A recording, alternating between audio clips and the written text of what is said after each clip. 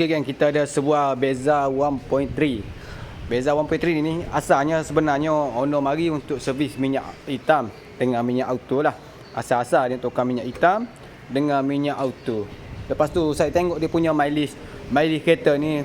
Kita sebagai pemain kita perlu cek kereta customer. Kadang-kadang customer ni hanya tahu pakai saja isi minyak petrol terus jalan.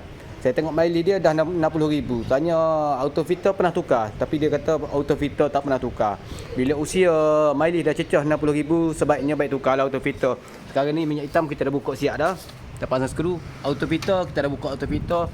Sebab mileage dah cecah 60,000 ni sebaiknya baik buat auto filter. Sebab model ni, model Beza, Azia, kebanyakan gearbox kurang tahan. Dia sangat manja gearbox.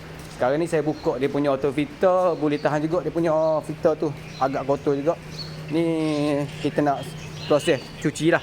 Ni dia punya oil sum minyak auto. Lepas tu dia punya magnet agak kotor juga. Semua habuk besi melekat dekat sini. Nanti kita akan basuh bagi bersih.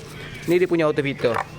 Auto filter ni penapis je, penapis macam filter petrol, filter minyak hitam. Cuma penapis ni kalau bila tak tukar pada waktu yang sesuai pada mileage dia, boleh mengakibatkan gearbox gearbox jahanam. Disebabkan benda alah ni je. Benda yang murah auto filter, tapi bila kita bawa kereta terlepas pandang pada auto filter, tak pasal-pasal makan modal ribu. Benda ni murah aja. Tak buat mana ni, kadang-kadang benda penapis dah kotor, minyak dah kotor, penapis kotor, dia naik balik, saluran minyak kotor, turun minyak bersih, masuk minyak baru, lepas tu naik minyak kotor, duk rolling dengan minyak kotor, tak pasal-pasal kong gearbox.